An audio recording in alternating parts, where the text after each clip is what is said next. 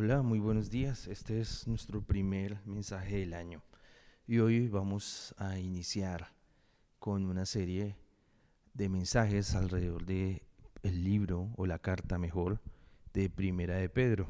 El título del mensaje de hoy será Tesoros y quiero leer los primeros 9 versículos de Primera de Pedro, capítulo 1. Dice: estimado pueblo elegido por Dios. Esta carta la escribo yo, Pedro, apóstol de Jesucristo. Un cordial saludo para ustedes que viven como extranjeros esparcidos por Ponto, Galacia, Capadocia, Asia y Bitinia. Según el plan de Dios Padre, Él los eligió de antemano y los purificó por medio del Espíritu para que lo obedezcan y sean rociados con la sangre de Jesucristo. Que Dios les dé abundantemente de su generoso amor y paz. Bendito sea el Dios y Padre de nuestro Señor Jesucristo, quien nos tuvo gran compasión y nos hizo nacer de nuevo por la resurrección de Jesucristo. Así nos dio la plena esperanza de recibir una herencia que Dios tiene guardada para nosotros en el cielo. Herencia que no se arruina, ni se destruye, ni pierde su valor. Por medio de la fe, el poder de Dios los protege para que reciban la salvación que Dios les dará a conocer en el día final. Eso es motivo de alegría para ustedes, aunque durante un tiempo tengan que soportar muchas dificultades que los entristezcan. Tales dificultades serán una prueba de su fe y se pueden comprobar con el fuego, se pueden comparar con el fuego que prueba la pureza del oro. Pero su fe es más valiosa que el oro, porque el oro no dura para siempre. En cambio, la fe que sale aprobada de la prueba dará alabanza, gloria y honor a Jesucristo cuando Él regrese. Ustedes no han visto jamás a Jesús, pero aún así lo aman. Aunque ahora no lo pueden ver, creen en Él y están llenos de un gozo maravilloso que no puede ser expresado con palabras. Eso significa que están recibiendo la salvación que es el resultado de su fe. Amén.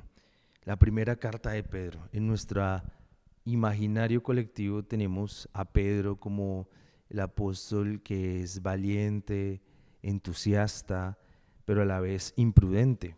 Entonces, ahora leemos un escrito de él, vemos a un apóstol con madurez, vemos a un apóstol enfocado en el evangelio que lidera a la iglesia, pero es importante no perder de vista que este no es un escrito de Pedro, no es un escrito de Dios, porque la Biblia es la palabra de Dios. Y lo que tenemos es que el Señor respira, inspiró su palabra a través de cada escritor humano para que sus palabras quedaran en nosotros. Eso es lo que creemos como cristianos evangélicos, que el mensaje no es el de Pedro, sino es el mensaje de Dios mismo. Entonces hay que separar a la persona del mensaje y el mensaje es la palabra de Dios. Pero sí es importante entender el contexto de quien escribió y para quién lo escribió. Entonces, en los primeros versículos vemos que Pedro habla de una iglesia que está esparcida en diferentes lugares de Asia Menor, lo que es hoy Turquía. Y ellos ya estaban sufriendo alguna persecución, ¿sí? Estaban sufriendo alguna persecución, pero ahora la persecución iba a ser mucho más fuerte, mucho más decidida por parte de las autoridades romanas. Así que un tema central de esta carta es que cómo respondemos ante el sufrimiento, cómo respondemos ante la persecución, ante las dificultades. Y hay algo muy, muy, muy potente y está en el primer versículo. Estimado pueblo elegido por Dios. Usted y yo somos elegidos por Dios. Nosotros no nos salvamos por nuestra propia intención, por nuestras buenas obras. Y eso dolorosamente es lo que le cuesta a muchas personas y ocasionalmente tal vez a nosotros también, entender que el Evangelio es que Él nos salvó, que Él nos amó primero. y nosotros queremos soluciones bajo las cuales nosotros podamos tener el control, nosotros podamos decidir y controlar, pero el Señor es el que nos llama a una entrega total y simplemente la fe puesta en Jesús, la fe puesta en su misericordia, la fe puesta en lo que Él nos ha llamado a hacer. Muy bien, vamos a continuar revisando esta carta versículo a versículo. Ya vimos cómo el apóstol saluda, se identifica como un apóstol de Jesucristo, cómo habla a la iglesia que no es de un solo lugar geográfico, sino de toda una región. Y en el versículo 2 dice, según el plan de Dios, Él los eligió de antemano y los purificó por medio del Espíritu para que lo obedezcan y sean rociados con la sangre de Jesucristo. Miren, miren este enfoque trinitario tan poderoso. El Padre te eligió. El Padre te eligió, no importa el año, la fecha, el gobierno que esté actuando, la situación socioeconómica. El Padre te eligió. Y esa es una realidad que debe gobernar nuestra mente, nuestra forma de pensar, nuestra forma de tomar decisiones. Ahora, no solamente nos eligió, sino nos purificó por medio de la acción del Espíritu Santo en nosotros. Un espíritu es lo único que nos permite vencer nuestras batallas, caminar en santidad. Pero también hay una frase muy especial y está al final que dice rociados.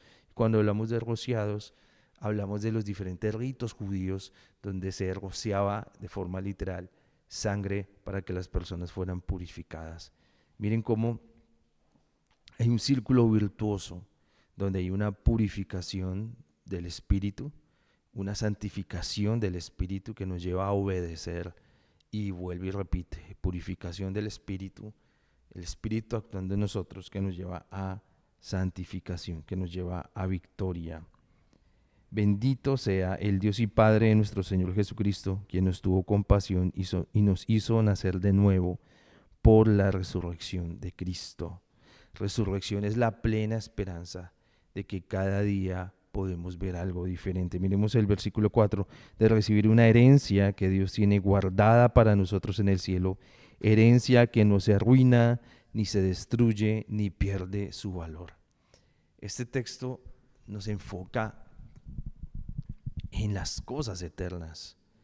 Nadie dice, yo ahora oro mucho, o yo ahora leo mucho la Biblia, o mi deseo es leer mucho la Biblia, o mi deseo es orar mucho. Es raro, ¿cierto? Casi siempre tenemos deseos de cosas materiales, pero también deseos de obtener más beneficios o cosas sobrenaturales, pero un poco más de espiritualidad. Y dice Mateo 6, 19 al 34. No guarden, Mateo 6, 19 al 24, perdón, no guarden tesoros para ustedes aquí en la tierra, donde la polilla y el óxido los dañarán y donde los ladrones entran a robárselos. Más bien guarden tesoros para ustedes en el cielo, donde ni la polilla ni el óxido los dañarán, donde los ladrones no pueden entrar a robárselos, pues donde esté tu tesoro, allí estará tu corazón. Todos decimos que no tenemos otro Dios que no sea Dios, pero tenemos que examinarnos y ver cómo está nuestro corazón cuando hay dinero en la cuenta versus cuando no lo hay, en nuestra salud, nuestros hijos, la salud de nuestros hijos. Hay muchas cosas que consideramos muy valiosas, pero que la verdad pueden desaparecer, pueden desaparecer. Y nuestros corazones tienen que ser guardados. Miren lo que dice los versos del 22 al 24 de Mateo 6. La lámpara del cuerpo son los ojos. Si miras a otros con ganas de ayudarles, todo tu cuerpo estará lleno de luz. Pero si con tus ojos miras con envidia, entonces todo tu cuerpo estará lleno de oscuridad. Si la única luz que tienes es la oscuridad, qué horrible oscuridad tendrás. Nadie puede servir a dos patrones al mismo tiempo. Odiará a uno y amará al otro. Se dedicará a uno y despreciará al otro. Ustedes no pueden servir al mismo tiempo a Dios y a las riquezas. Es muy claro que nuestros corazones se pueden dividir de forma muy fácil, aún haciendo cosas cristianas, aún haciendo cosas en nombres de Dios, que nuestro corazón puede ir simplemente por los beneficios temporales y olvidar la libertad y la gracia que recibimos. Dice Lucas 12:32, no tengan miedo, pequeño rebaño, porque su Padre quiere entregarles el reino. Vendan lo que tienen y den el dinero a los pobres. Consigan bolsas que no se desgasten, tesoro en el cielo que no se acabe, donde ningún ladrón pueda alcanzarlo, ni la polilla pueda destruirlo, porque donde esté su tesoro, allí está su corazón. Entonces este texto nos lleva a evaluarnos una y otra vez dónde está nuestro corazón. Realmente las decisiones que tomamos, ¿por qué las tomamos? ¿Qué nos está guiando? ¿Qué nos está impulsando a vivir esto? O las decisiones diarias que tomamos, o las actitudes y pensamientos recurrentes de nuestra vida. Dice el versículo 5, volviendo a Primera de Pedro, la cual es una exposición clara del Evangelio, dice, por medio de la fe, el poder de Dios los protege para que reciban la salvación que Dios les dará a conocer el día final. Ese es el Evangelio, la fe en Cristo que nos puede dar salvación. Ese Evangelio es escandaloso para nuestra mentalidad de querer hacer intercambios con Dios y no querer practicar y depender completamente de Él. Ese Evangelio es como si le debiéramos a un banco y de repente nos llaman del banco para decirnos su deuda ya está pagada y adicionalmente ahora lo vamos a hacer copropietario del banco, a ser el dueño de la mitad del banco. Eso es la salvación. No solamente somos perdonados de nuestros pecados, sino nos hacen coherederos con Cristo. Nos hacen dueños del banco. Y eso es injusto a nuestros ojos, es una locura a nuestra razón, y porque queremos algo que podamos controlar, y así no es. Descansar en Cristo. Dicen los siguientes dos versículos, esto es motivo de alegría para ustedes, aunque durante un tiempo tengan que soportar muchas dificultades que los entristezcan. Tales dificultades serán una gran prueba de su fe y se pueden comparar con el fuego de prueba de la pureza del oro. Pero su fe es más valiosa que el oro porque el oro no dura para siempre. En cambio, la fe que sale aprobada de la prueba dará alabanza, gloria y honor a Jesucristo cuando Él regrese. Este es la bendición y el favor de Dios. Esto es, y quiero adelantarme un poco, ir a aquí mismo a primera de Pedro capítulo 4, versículos 1 y 2, que nos adelantan un poco el tema central de esta carta. Dice, puesto que Cristo sufrió físicamente, entonces prepárense para luchar armándose con la misma actitud que tuvo Él, pues quien sufre físicamente da a entender que ha abandonado el pecado. Esto significa que está dispuesto a vivir el resto de su vida según la voluntad de Dios y no según los deseos humanos. El sufrimiento es que podemos amar a Dios cuando nos responde sobrenaturalmente, pero también cuando no encontramos respuesta, cuando vamos a estar enfermos, cuando vamos a estar en dificultades, cuando no encontramos recursos que estamos necesitando. Pero en todo momento, en toda circunstancia, es el Señor quien nos da la satisfacción. Y terminemos, versículo 8 y 9. Ustedes no han visto jamás a Jesús, pero aún así lo aman.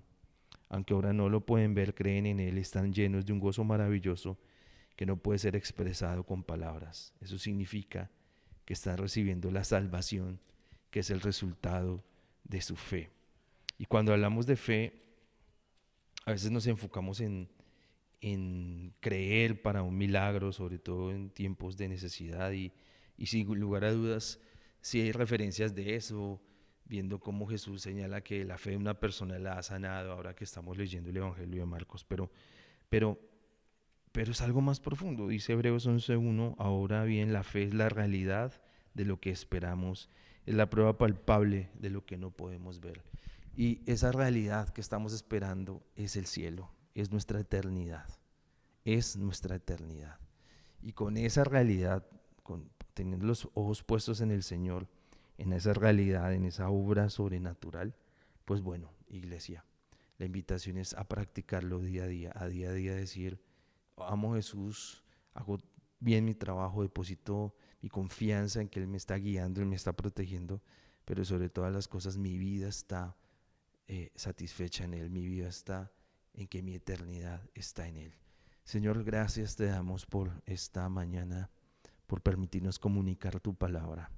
Te pedimos que nos ayudes a entender que no somos cristianos bajo una circunstancia o solo porque nos va bien u obedecemos para que nos vaya bien, sino que al contrario, estamos aquí para darte gloria. Cada cosa que hacemos, cada cosa que vivimos, queremos que tu nombre sea exaltado.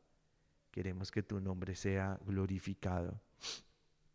Queremos que seas tú guiándonos con tu sabiduría, que seas tú guiándonos con tu amor, que podamos ver más de ti, Señor. Guíanos, Espíritu Santo. Te damos muchas gracias en el nombre de Jesús. Amén.